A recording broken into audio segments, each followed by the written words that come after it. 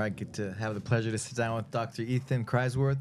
He is the medical director for the IBJJF. Yeah. He is a black belt, besides being a black belt, and you run your company, Black Belt Sports medicine. Yep. And it's been got to know you over the years, and we even got to go to the fascia conference in Berlin one year. You were geeking out. I was geeking out. Like, what is Alberto Crane doing in Berlin at the Fascial Congress? You just don't see it. You see black belts being black belts, But so it's kind of cool to go into Revive earlier a little bit, just and just be like, yeah, man, it's been like a lot of years that I've been that's cool. just studying these things and geeking out. You have done your kinesia tape, rock tape course, and gone down to train with you too, to learn from you. Yeah, right on. I'll learn from you.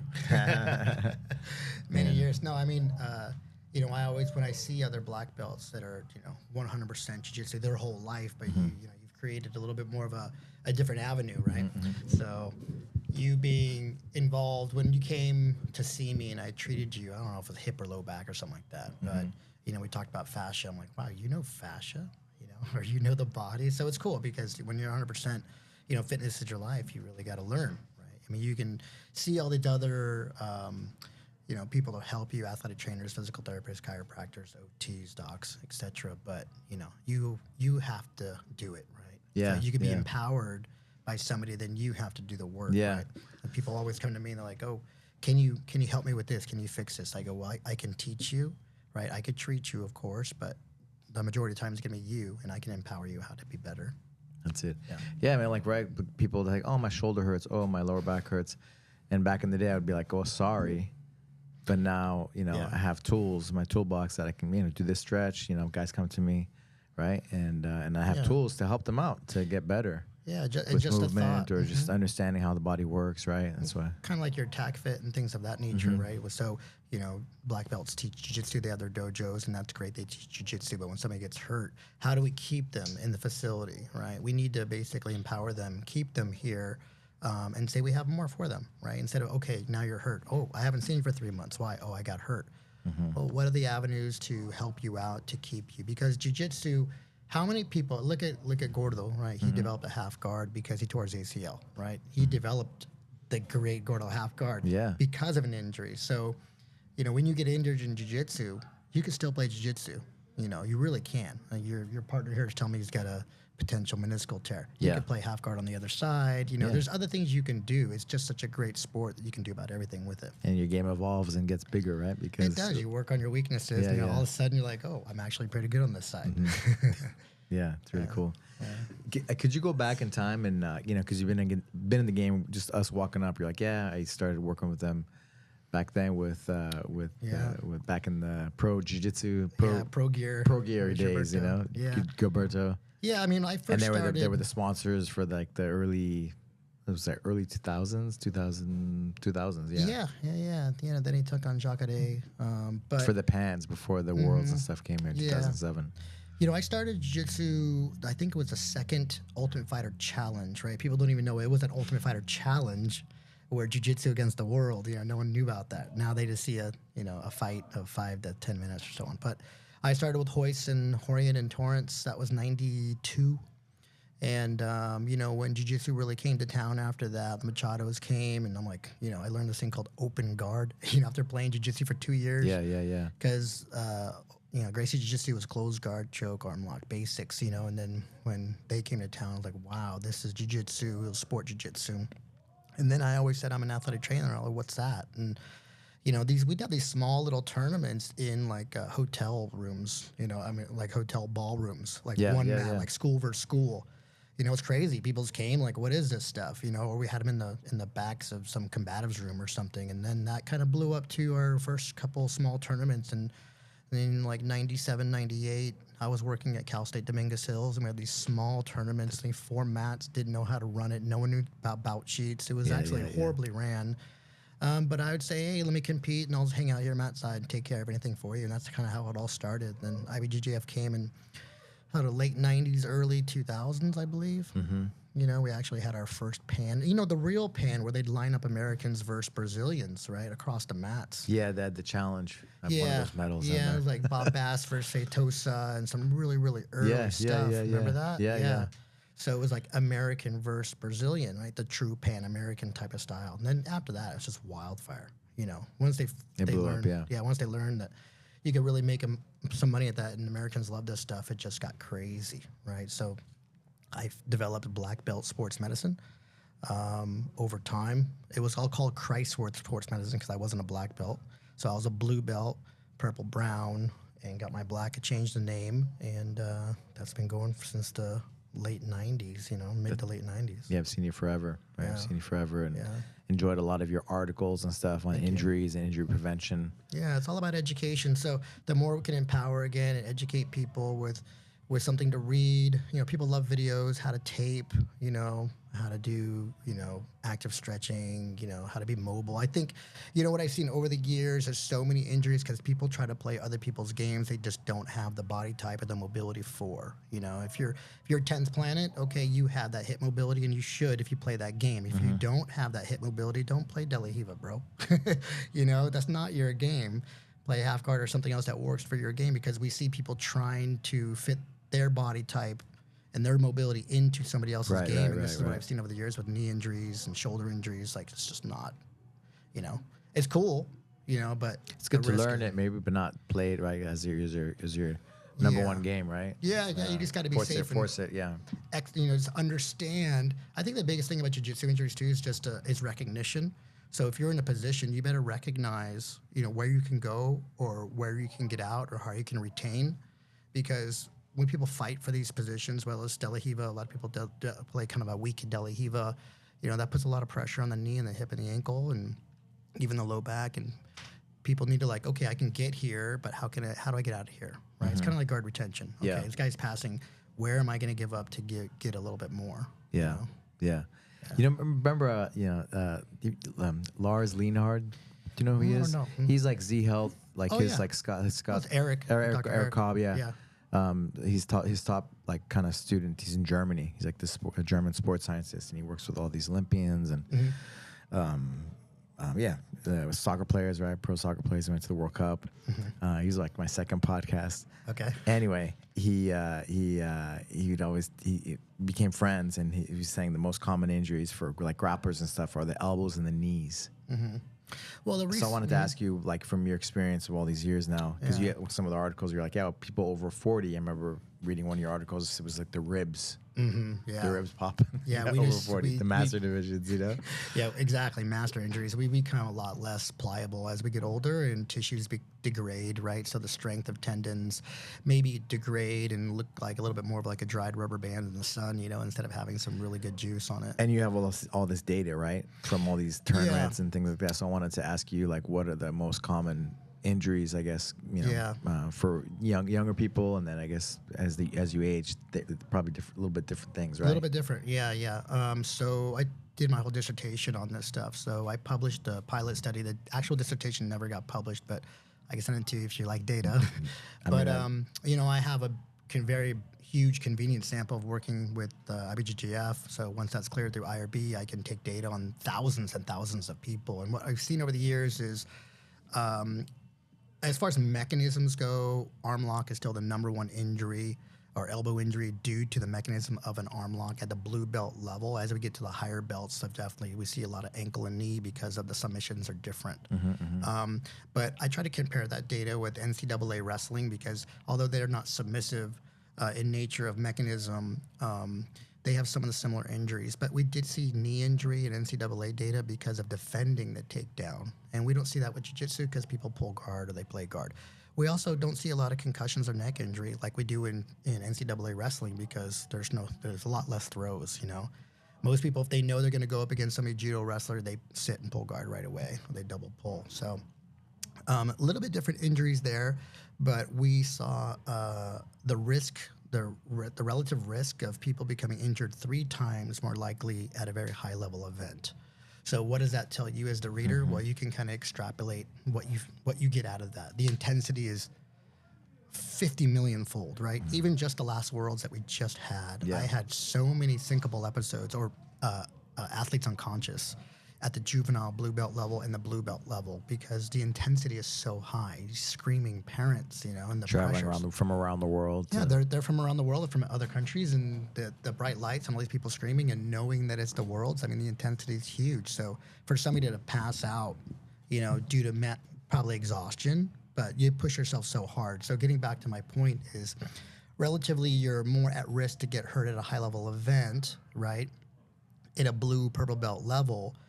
Why? Well, don't tap, right? We know the Japanese people don't like to tap. They'll take it to the end. We know some people don't like to tap. They don't want to tap in front of their coach or their parents or anybody else. So we see those injuries. Whereas that's just an extrapolation of the data. But whereas at a dojo, you get caught like, hey, good job, tap. Yeah. So the reader can take what they want from it. But what we see is 3 times more likely to get hurt anywhere in the body. We also know that anybody who has a history of an injury anywhere in the body is more apt to get hurt again somewhere in the body. So injury risk is related to previous history. So if you have a previous hip, knee, shoulder, your mechanisms change, your body changes. So that's why rehab's so important to get back to full mobility, full strength prior to going back out, What are some rehab, it's a broad question, right? But what are some, just off the top of your head, or simple things or universal things you can say? Well, you can always compare bilaterally. So if you have a knee, hip, ankle injury in lower body, right, and you can compare to the other extremity mobility, right? So if you have this hip mobility on this uninvolved side, you should restore Assess how you can move. Assess it and restore mobility to almost close to the other limb. So that gives you a really good kind of a barometer. Like, I need to restore range of motion. Awesome. Okay, now I'm going to restore strength. How? To what? Compared to the other limb. Single leg, whatever you're doing on both limbs. So just like jiu-jitsu, a great jiu-jitsu fighter can play both sides. Not many people can play both sides, right? That's why they play one side, because they have better hip strength, they have better mobility or strength somewhere in the body to play that side, So we need to be bilateral.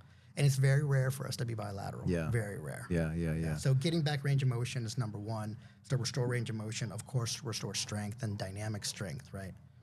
Yeah. But how do you explain dynamic strength? So you can get back to basically isometric and isotonic strength, but the body really handles load eccentrically, slowing down motion at speed, right? So somebody who's sprinting and then they got to slow their body and change direction, that takes eccentric strength, eccentric load. It's a lot more heavier on tendons and joints.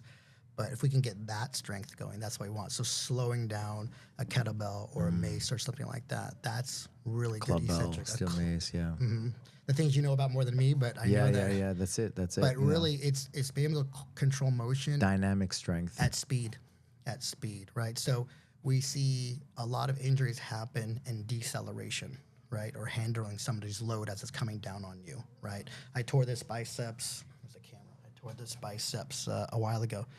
Basically, I was playing deep half, and the guy sprawled, so I had to handle his load, right? He sprawled, and I was just deep, and he sprawled kind of at a quick action. I wasn't ready for it, potentially, and I eccentrically had to handle that That's really load. good to know. It's really good to know. And that's how the body works with gravity, right? So we could go out there and lift a bunch of weights and bench press. That's all cool, but that doesn't prepare you for sport, in my opinion.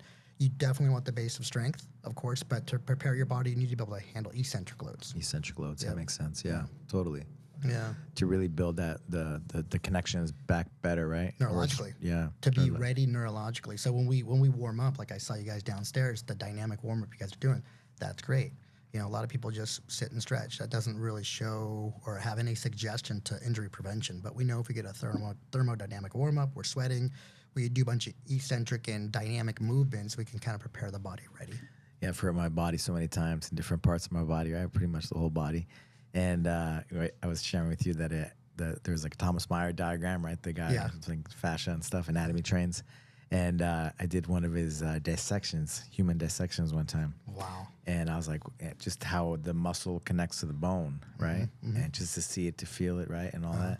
Like the ligaments is one thing, but the tendons was really fascinating, how it just goes into the muscle belly and it just goes flat into the bone. And what's crazy, I always talk about this subject actually because you put so much load through your tendon. A patellar tendon is just sitting into the tibial tuberosity, sitting there. And you put so much load on those tendons. How do those tendons remain strong? It's amazing, right? So you get patellar tendon ruptures as we get older. We can talk about those old injuries. You get these biceps tendon, rotator cuff, Achilles tendon. Those are your top. But to me, I can't believe that these tendons just sit there and they have that much strength. They're not tied in. You know, when they do the surgery, they drill holes through bones and they rope them through, right? Right. Yeah, but your body is built like that. The tendon is just sitting on the bone. So when you did that dissection anatomy, you got to see that. That is phenomenal that a tendon can sit on top of a bone and be so strong to handle your weight, your gravity, plus load. It goes through all the muscle belly. It's like interconnected with everything, and then it goes right. Like it's like a ribbon, but like wrapping a present ribbon, like flat, but it's strong, right? Yeah. How? Yeah. How?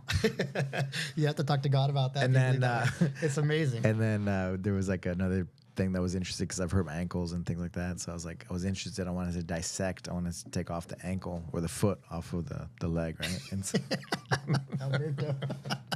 Let me cut this guy's foot off. Well, then just how strong those ligaments are, man. Dude, and you know, typically tendon ruptures come over time because they're wearing against another piece of bone. Right? Yeah. Well, they're wearing, so like rotator cuff wears over this tuberosity of the humerus. So it's like a rope wearing on a piece of rock. Over time, it's going to rupture. You get that at the Achilles tendon and also the patellar tendon and the rotator cuff. But the other tendons that just have no wear pattern whatsoever, and they end up, you know, just being so strong, like just amazingly strong. It's just, I don't know, it creeps me out to know how strong the body can be, right? And how much it can handle, right? People are scared. People go into training, well, I shouldn't do this because of this. Your body can handle so much load over time, right? Mm-hmm. Volume will play an issue as we get older in life, but it can handle a lot, man.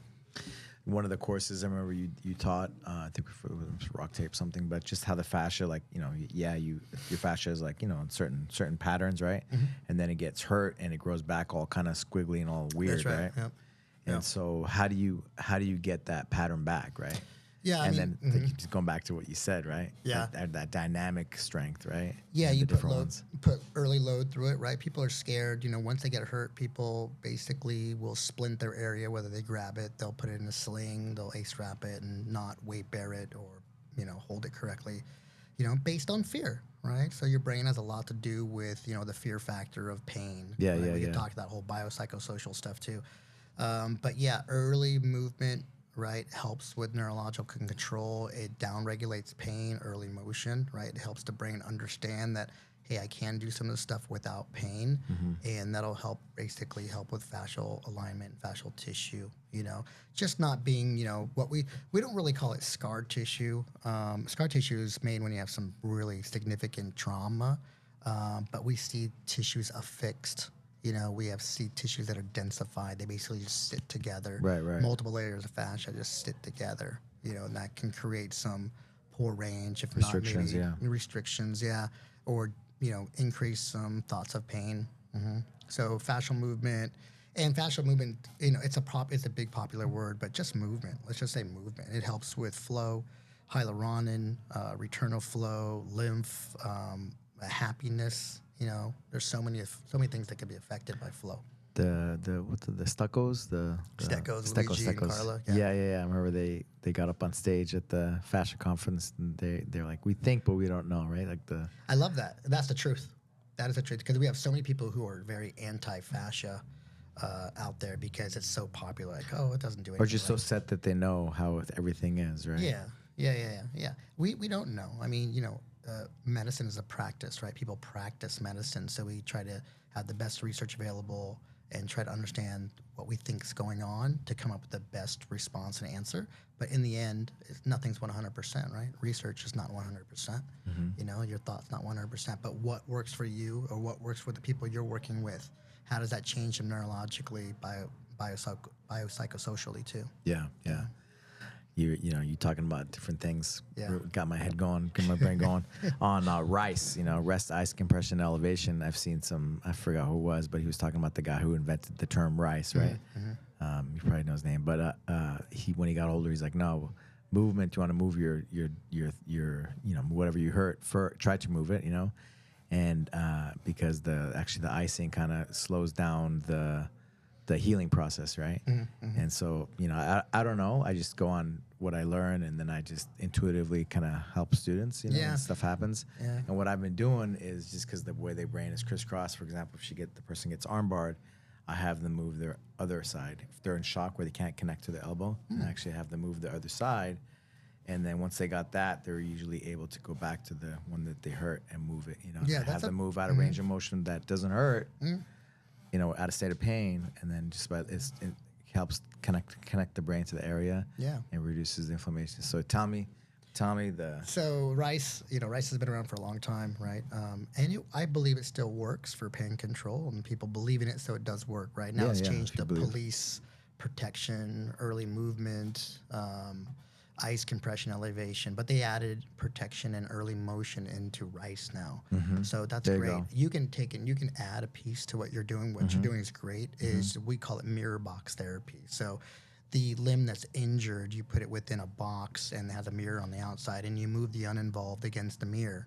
So you're looking at basically your right hand, and then maybe your left hand is hidden, that's hurt in the box, but you're looking at the mirror. Your brain basically say, okay, now I have a right and a left hand, and you move the uninvolved, and all of a sudden, you know, you have less pain. We do this with people that have limb loss, you know, or so people they have phantom pain. They have a pain. Exactly. They have pain in their limb. They're missing their right arm, but yet they still have pain in their right arm. That's right, because it's in the somatosensory cortex. So your pain is not within the limb; it's in the brain.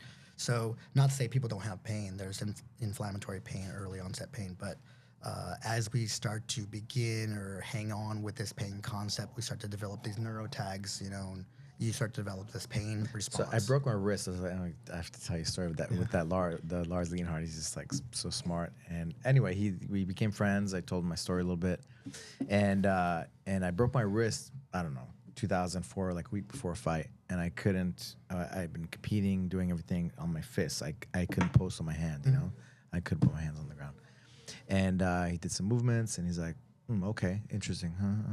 And what he did was he did like a little game on my phone to activate the thalamus, which is in charge of the left and right hand differentiation, right? And he had me warm it up, fire it up.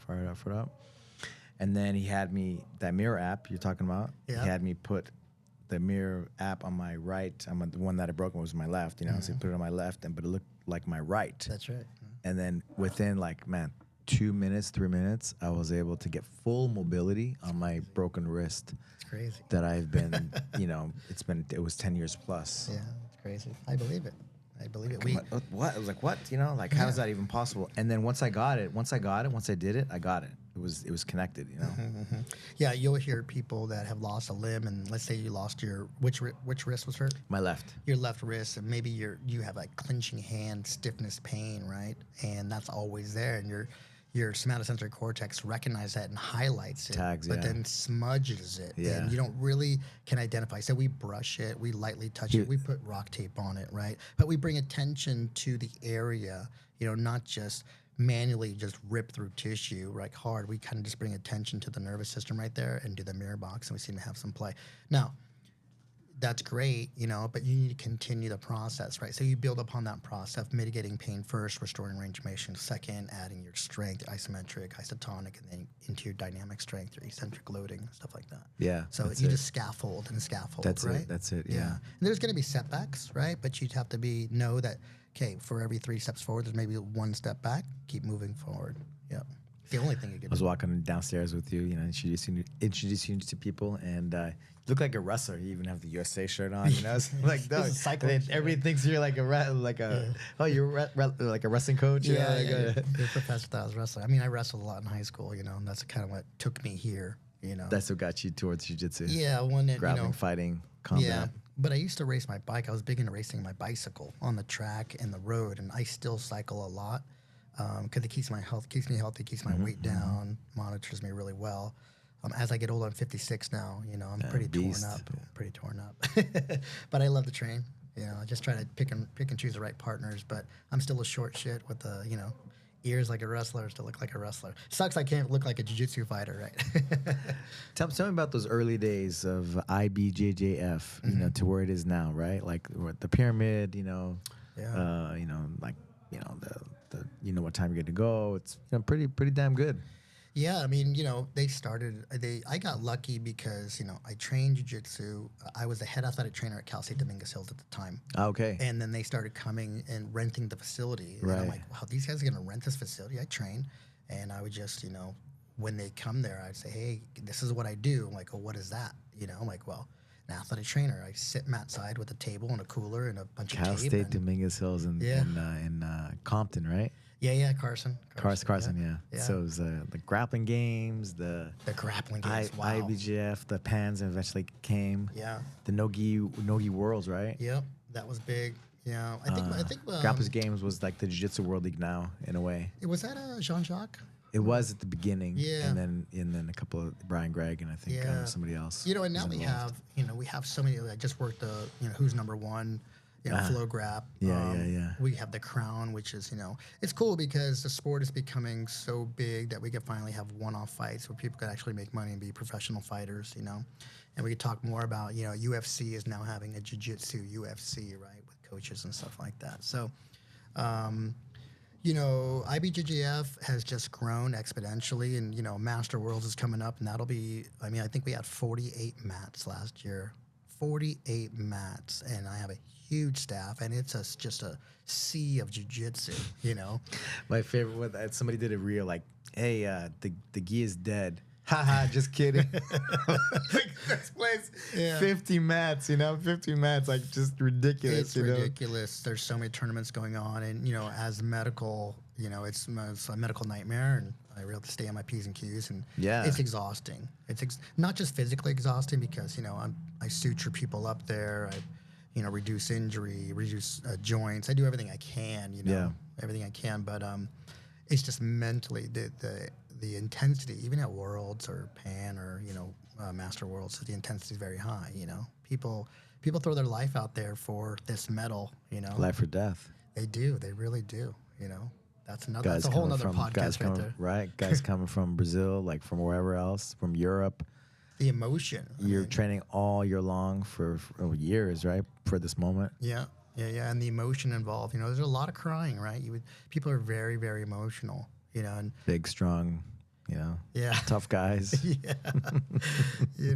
So, but it's been a lot of years. So I've built a really good team over all these years, and I've written articles for jiu-jitsu magazines and done podcasts, and my whole dissertation was on this stuff, right? The epidemiology of musculoskeletal injury in the sport of Brazilian jiu-jitsu, and that article or that dissertation kind of like was the first one, and now if you can tag yourself, and I always see people monthly, tagging my article, or citing my article because this is bigger, and we have another article in the queue right now over when jiu-jitsu started, when IBJJF allowed heel hooks, right? Only That's interesting. 3 or 4 years ago. So we took a bunch of data just to look at the suggestion of injury at the ankle, knee, or hip, related to the new rules to allow heel hooking, right?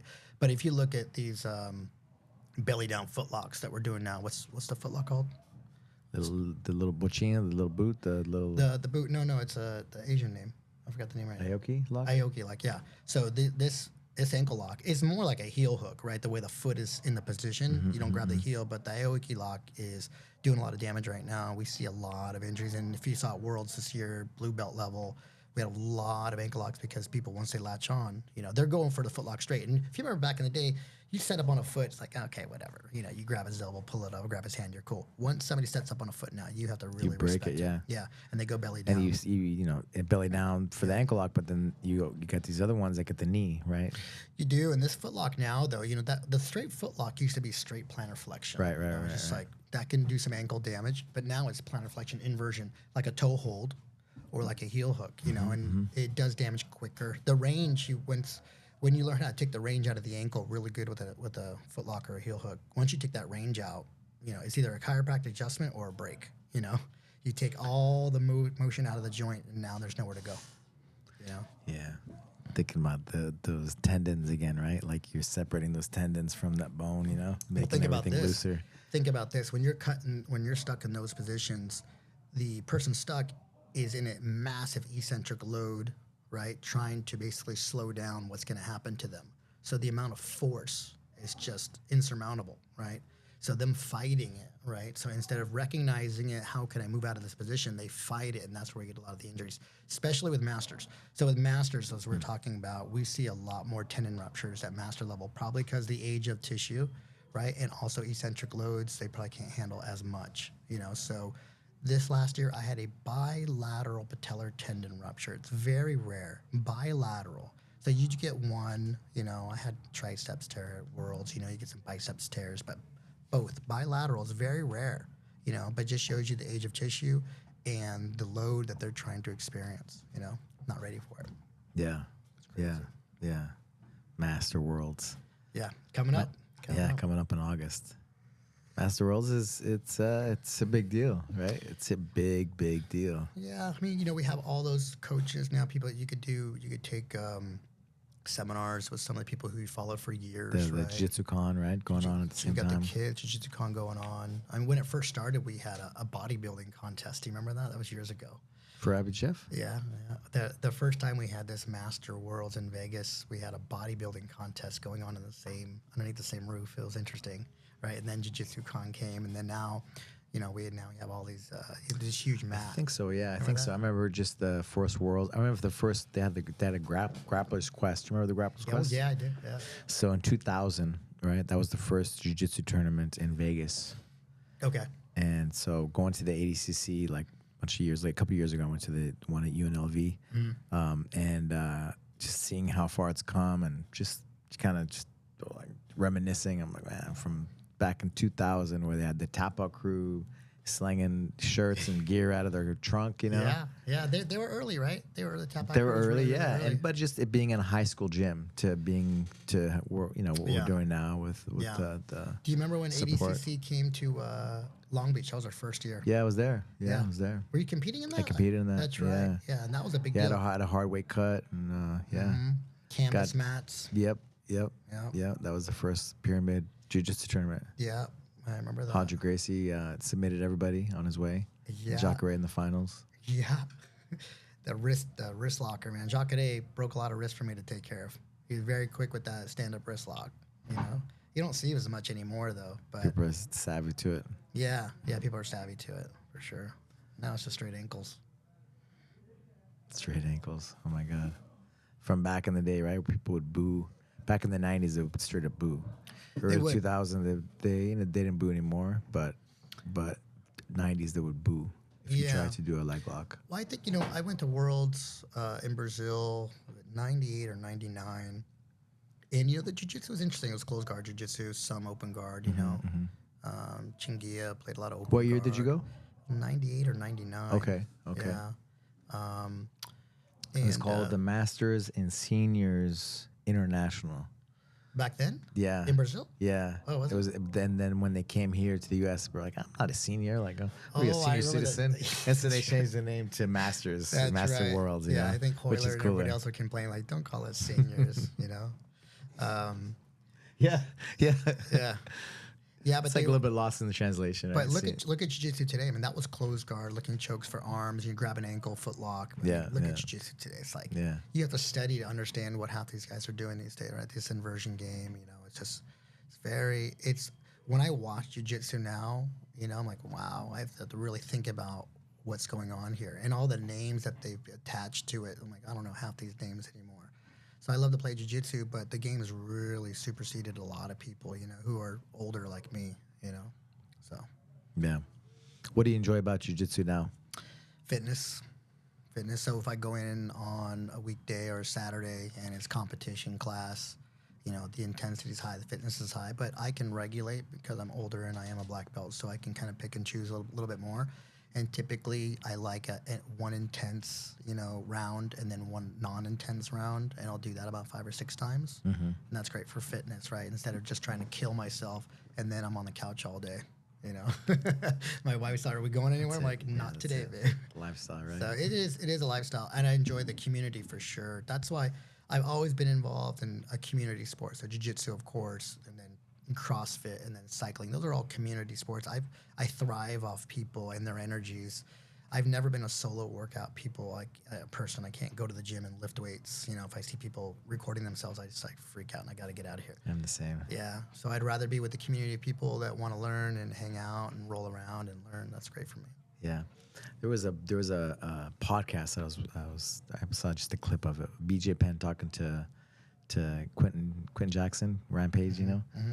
And they were just talking about how BJ was talking about how it was like gangy, you know, back in the day, like, you know, especially in that, like, well, in jiu-jitsu too, but also MMA, you know, you were representing jiu-jitsu. These guys are wrestlers. They're the group of wrestlers, you know, the shoot to box and all, you know, it's like different clans, you know. Mm-hmm. Yeah. And even at jiu-jitsu tournaments, like the different teams, it was very like that. Do you remember that? I do remember that. Yeah. And it was smaller and people were very intense, right? Because it was, I feel like back then it was just straight up fighting. Now it's like the art of, you know, I just feel like people are understand, you know, jiu-jitsu a little bit more and the camaraderie of it. But I remember, you know, you'd go to, like, I would go to Gracie Jiu-Jitsu twice a week. That's what you were allowed. You know, no recording. You weren't allowed to watch jiu-jitsu. And there's no YouTube. Right. So if you wanted to practice, we basically practiced at a park on the grass, you know, because there was nothing. You know, we'd be lucky if we got a wrestling room that day. Yeah. You know, so things that change. People study jiu-jitsu, right? Online jiu-jitsu, they study. Now, yeah, Yeah. everything's out there. Yeah, and I think, you know, people frown upon people that are getting better on YouTube jiu-jitsu, but I'll tell you what, it's all about the learner. Ooh. So if the learner can learn, right, if the person can learn from any source or resource of education. Depends on what kind of learner you are, yeah. That's it. I mean, some people have done YouTube jiu-jitsu and they're very good. Right? And they've been training for 3 years, right? You roll this guy like, oh, I just watched a lot of videos. Like, how are you this good? Pat Miletich, remember Pat Miletich? Of course. He had all the UFC champions, right? Like that of, there's like 5 divisions back in those days, right? He had like 4 champions. Yeah. And he would learn, he went to a guide to learn, but then they would study videos, you know? Yeah. And they would drill him and they would practice them and then they would train with them, you know? Reps, right? Reps, The way you get better is reps. So, and so they got good. They got good. 10,000 hours, 30,000 hours. It's, you know, all that stuff's real reps to develop neuroplasticity, and neuroplasticity will basically make it, quote, what we call second nature. Second nature is nothing more than just very strong neuroplasticity, myelinated those nerves, and all of a sudden it's just like second nature, right? Yeah. So it's all about reps. Yeah. What recommendations do you have for white belts starting out in jiu-jitsu to stay injury-free and to go the long game?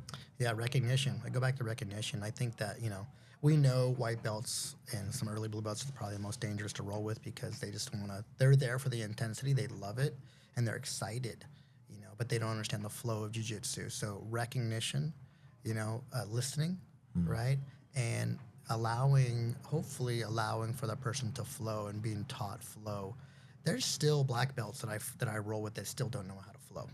Would you agree to that? I agree. Yeah. Still, they just missed the phase of understanding. One of the first guys in New Mexico. Man, I love the guy. Jay Zilla. Hey, Jay Zilla. Yeah, Jay Hayden, man. Well, they call him Jay Zilla for a reason, right? Yeah, he was a power lifter. Yeah. He just couldn't turn it off. Yeah, I couldn't turn it off. And I think these guys have to learn how to turn it off and, you know, accept the guard pass, accept this stuff so you can learn how to recognize this position and what to do from this position, you know? I think people, once we learn that, oh, don't get your guard pass, all of a sudden it's in our head, can't pass, right? And they don't recognize other positions. And this is the way you create intensity in your body, and nervous intensity, and you can get hurt this way. Yeah. So recognition of injury, recognition that you should be allowed flow and movement, right? So I feel like any school should say, okay, we're going to do 10 minutes of flow, and I'm going to watch you guys. Okay, that's not flow. You got to let him pass, and then you're going to recover. You're going to roll through. You're going to pass him. Stand back up. Easy takedown. Move, right? And all of a sudden, now we're at 10 minutes. We got a great sweat going on, and you have some recognition. Yeah. You know, but people don't do that.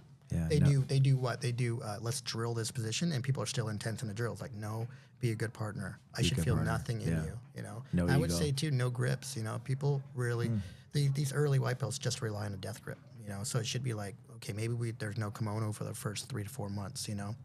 Because you're just going to grip. It's a natural thing. Or you hold balls in your hands or something where you cannot grip, you know? What are some things that you recommend off the mat or even as a warm-up, you know, to, you know, be better as a white belt? You know, Pails and rails stuff is very popular right now, which is kind of like, working through ranges through your own body weight.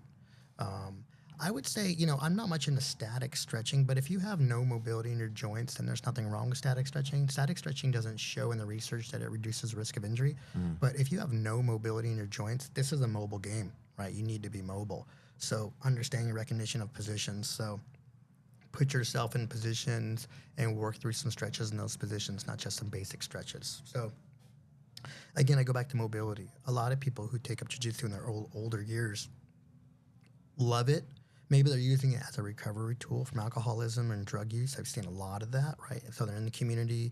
This really drives them. They just need to just try to relax and work through stuff, but getting through ranges of motion, getting into a position and holding that position for quite some time, causing some eccentric contraction on the other side, whether it's pails and rails or whatever you ever want to do. But mobility is key in the sport. It really is. Because, most of this game, mobility is key. Most of this game is on the ground. It's on the ground. Tie for baby. There you go. Throw it in. Throw it in. But it is really key, especially in the hips, right? So, you learn how to do a hip escape, probably your first class, right? That position of hip escape is going to take you through the end of your life, right? You hip escape on everything, whether it's pulling the sheets up in your bed or you're in jiu-jitsu or anything. That hip escape is everything. And that's hip mobility, right? Learning really good hip range, right? On both sides, right? And that position, I love hip escape because it's everywhere in jiu-jitsu. Hip mobility. Could you be specific, right? Because we sit down too much, right? The hip flexors right there tend to be Potentially, tighter, right? Yeah, and so what kind of Yeah, things could you work on to improve your hip mobility? So Americans, I'll just break it around by culture. Americans have what we call external rotation, which is like a Delahiva position. Right. But they have very little internal rotation. So hip health would say you should have 45 degrees of external rotation, 45 degrees of internal rotation. We don't have it. Our hip and pelvis structure may not allow it. Other cultures have it, right? So we need to learn how to get at least 4 different ranges: external rotation, internal rotation, hip extension. Most of people have hip flexion, and then hip circumduction, which is circling around. So developing a hip health program of all these types of dynamic stretching in all these positions would be really good for, quote, hip health. Hip health is going to drive you in any sport. Unless you just play a linear sport, hip health and hip mobility plays a role in all sports. Changing of direction, anything. So especially jiu-jitsu, though, especially just because you're always trying to recover. Like, one side you're very good at retaining guard, the other side you're like, you suck at it. Why do you suck at it? Because you probably don't have that hip range on that side. So you try extra hard to get there, and then you get hurt, right? Something you got to work on, right? So as part of your training. So Delahiva position is external rotation. We don't play internal rotation that much unless you're playing like a knee shield. That's internal rotation. But I always tell people to keep their foot up in any position when their knee is bent, because that protects the knee. So if you're playing Delahiva, you play very active toes, very active dorsiflexion. If you're going to play knee shield, you're playing very active toes, very active dorsiflexion. Because when you play very loose, then you increase the intensity and the risk at the knee or at the hip. So you have to be very aware of your position. So teaching people early this, right, about protection is very important. Yeah. Now going to black belts, how do you stay in the game? What are some things that you recommend for people to focus on? Multiple sports. Again, like I really love cycling. I probably put in about 150, maybe 180 miles a week. It takes up time, but I go very, very early. And I think, if you're going to rely, as you get into these ages and you're going to train every day, I don't know, you get pretty beat up. So if you're going to train every day, changing up your training, right? Doing some different activities. Being anti-inflammatory. We know nutrition plays a huge role as we get older, and it's the hardest thing to do. Training's easy. You love to train, go train, right? But actually, trying to watch out for your nutrition is really important because everything's inflammatory these days. So of course nutrition plays a health, but being active, walking, swimming if you swim, other sports, it also mentally is just good for you. If you just do jiu-jitsu. Going outside, right? Yeah, if you just jiu-jitsu, then it's great, but you can get kind of stale, and that can mess with your mental ability too, right? So it's important to be safe and to play light and find good partners. It's so hard, right? Sometimes you get called out, and then your ego checks you, and all of a sudden now you cranked your neck. You're like, oh my gosh, I'm different hurt. mindset, right? As you get different ages. Yeah, so as you get older, I mean, I train, I don't train half as much as I used to, but I also train, very safe and understand, and training partners. Saulo Ribeiro, we talked and he was telling me the story about Helio Gracie. And Helio Gracie till the end, he was like, yeah, put me, try to choke me. We'll start in the mount, start in this position, and he would just defend the choke. And that was his way of like Really? training hard. Yeah. Wow. But he would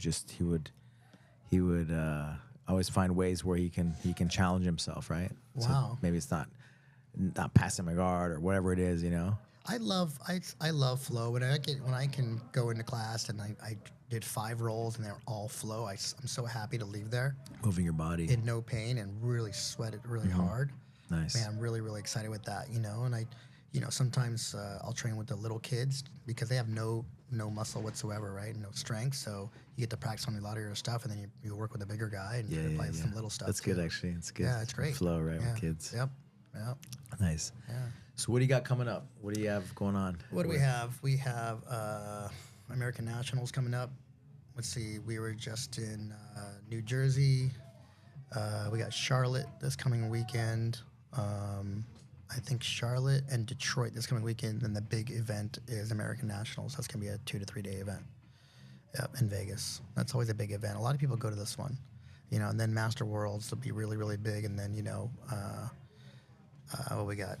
The Nogi Pan or Nogi Worlds by the end of the year. Nogi Worlds, yeah. So Black Belt Sports Medicine probably does. When Black Belt Sports Medicine started, it was like one event every 3 to 4 months. Now it's 2 events a weekend, and that's how much. 2 events a weekend. Typically about 1 to 2 events, if not 3 events a weekend across the nation. You know what? You know why that started? COVID. COVID basically said you can't have, we can't do these types of events anywhere. So all events were either at Irvine, Vegas, Los Angeles, some Texas, right? Right. Everything got shut down, and now after that, and because of COVID, basically IBJJF started finding states that allowed right? And then here came Florida, here came all these other places. We always went to Florida, but a lot of areas, all the southern states, and we kept it, and now we know, and I think IBJJF knows that, we can host an event in Detroit, small market, a lot of people come. Yeah. So it's just massive, right? So we have events in small markets, of course, very large markets, and now Black Belt has really grown with IBJJF. I've covered other, who is it at? Checkmat, he's got a new event, Super Cup. Liviera.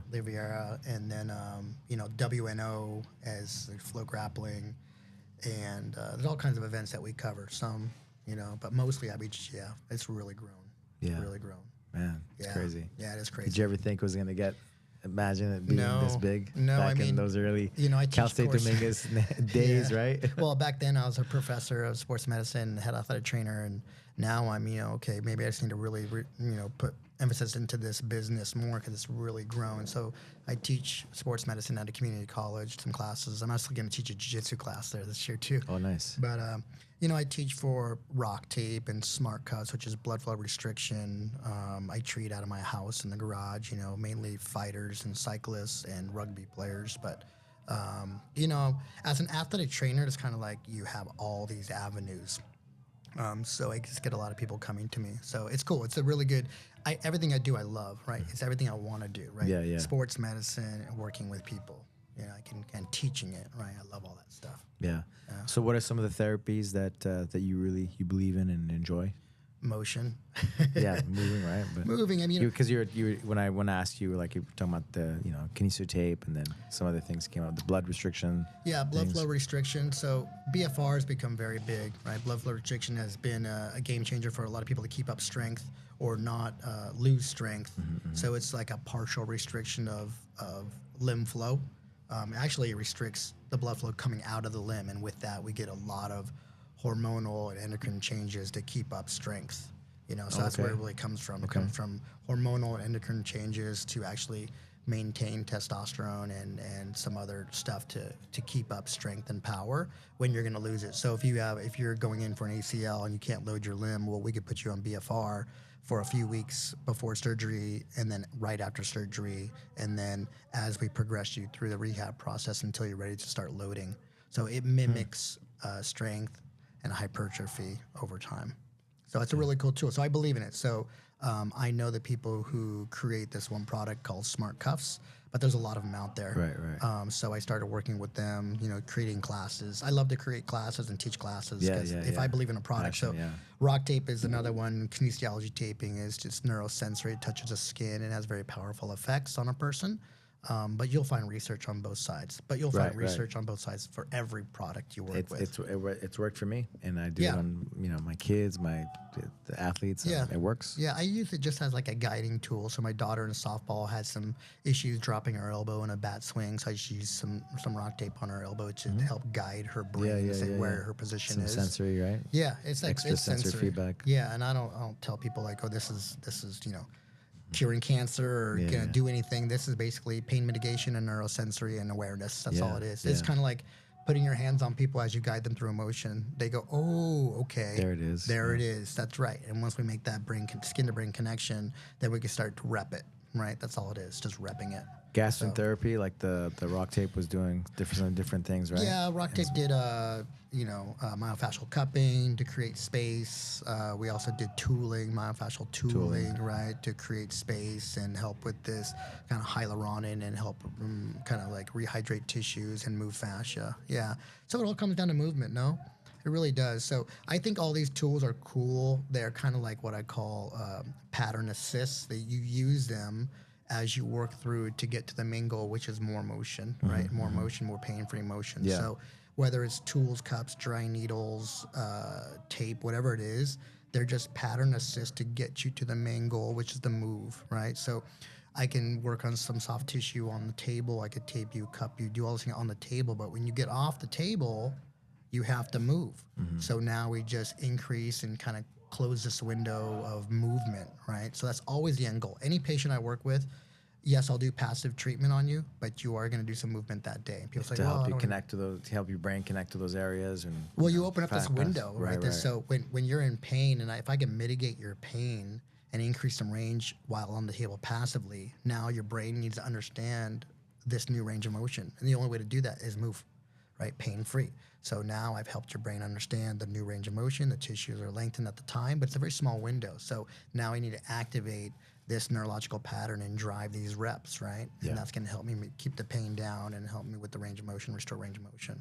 It's important to, I'm not going to bag on any type of therapist, but a lot of therapists just treat on the table, and then the person goes to the car, and I call it the parking lot effect. Once they get to the car, like I kind of still feel it back there. Well, why? Because we didn't drive a new pattern, right? So work with them on the table, work with them off the table. Have them move after. Have them move, have them maybe lightly load, but have them getting to positions that they can win. It's all about the win. Test drive, right? Yeah. Test drive. They have to win before they leave. And I always tell my patients that you're going to win today. I'm going to get you to win. We're going to decrease your pain, increase the range of motion. Will it come back? Potentially, but we're going to win today, and we're going to keep on winning this way. Love it. Yeah. Love it. Man, love your passion. Thanks, man. Always love talking to you. Thanks, bro. You're always really busy at the Worlds. And I love seeing your face. I say, hey, wait, and then all of a sudden something happens. You're like running across the mat, like, talking to you. And I'm like, boom, I'm gone. I know. So it's nice to be able to sit down with you for a little bit. Thanks, bro. I appreciate it. A couple minutes. And how can people find you? They can find me at blackbeltsportsmedicine.com, or they can find me at blackbeltsportsmedicine1 on Instagram. On Instagram. Yep. Awesome. Thanks, Thank you, brother. Thank you. Appreciate you.